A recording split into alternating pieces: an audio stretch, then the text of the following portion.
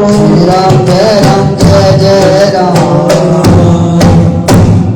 राम श्री राम राम। दक्षिण श्री माधवाचार्य जी दक्षिण भारत के कर्नाटक प्रदेश में धनुष तीर्थ के निकट पापनाशिनी नदी के किनारे पाचिका नामक क्षेत्र है। उस क्षेत्र में श्री मन मध्वाचार्य जी के माता पिता निवास करते थे। आपकी माता का नाम वेदवती तथा पिताजी का नाम पंडित मध्यगेह भट्ट था। ये सकल शास्त्रार्थ निशान थे। रजत पेट पुराधिपति भगवान अनंतेश्वर आपके राज्य देव थे। जगत कल्याणकारी लोकोत्तर पुत्री कामना से इन्होंने धर्म पत्नी के सहित 12 वर्ष तक तितिक्षा पूर्वक भगवान की आराधना की।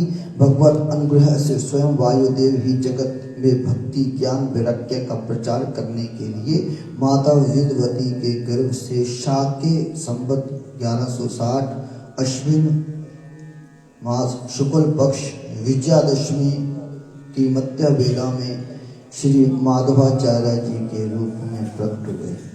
पिता ने पुत्र का जात क्रम संस्कार स्वयं किया। उसके बाद 10 दिन के बाद अपने पुत्र का नाम वासुदेव रखा।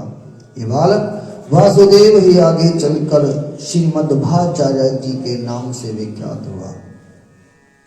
बाल्यावस्था में से ही वासुदेव में अलौकिक चमत्कार दिखाई देने लगे। 3 साल की अवस्था में एक बैल के व्यापारी को बैल के दाम के बदले हंसकर एक मुट्ठी बीज दे दिए और वह व्यापारी कृतार्थ होकर चला गया।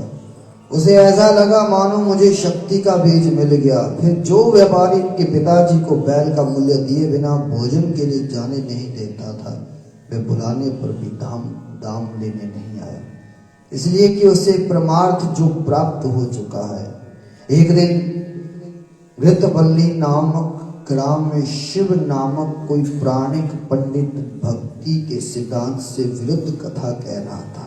तो बालक वासुदेव ने भरी सभा में निर्भीकता पूर्वक भक्ति सिद्धांत की स्थापना करके 5 वर्ष की अवस्था में ही लोकोत्तर चमत्कार दिखा दिया। आदि व्याधियों को तो फूंक मार कर ही दूर कर देते थे। यज्ञोपवीत संस्कार अध्ययनार्थ गुरुकुल में प्रवेश किए और अत्यंत अल्प काल में ही अध्ययन पूर्ण करके श्री गुरु जी की मोक्ष की हेतु भूता भक्ति को गुरु दक्षिणा के रूप में देकर श्री गुरुदेव जी की आज्ञा और आशीर्वाद लेकर घर आ गए।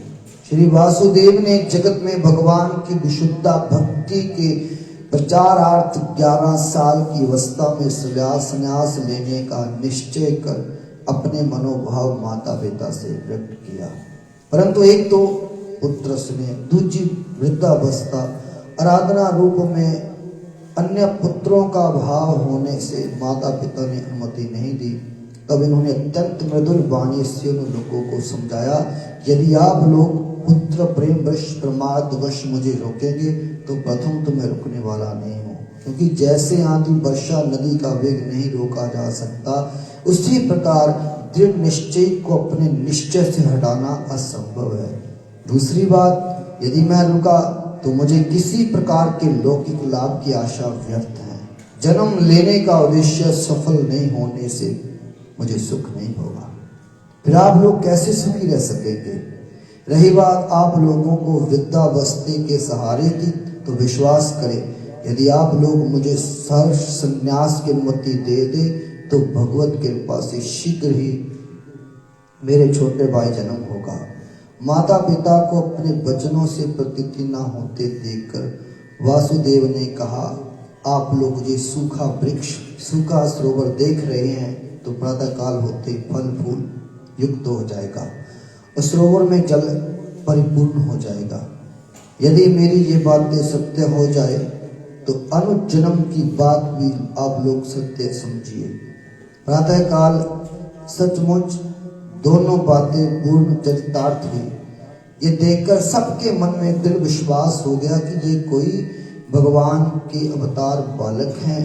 माता पिता ने स्वीकृति दे दी। बोलिए अपने अपने गुरु महाराज की जय।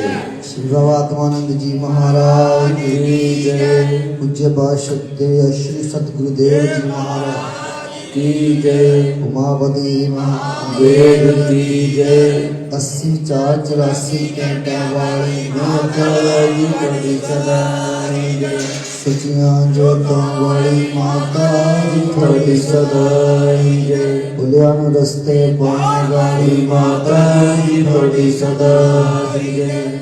सारी संगत प्रसाद सादा प्रसाद के विरुद्ध जय श्री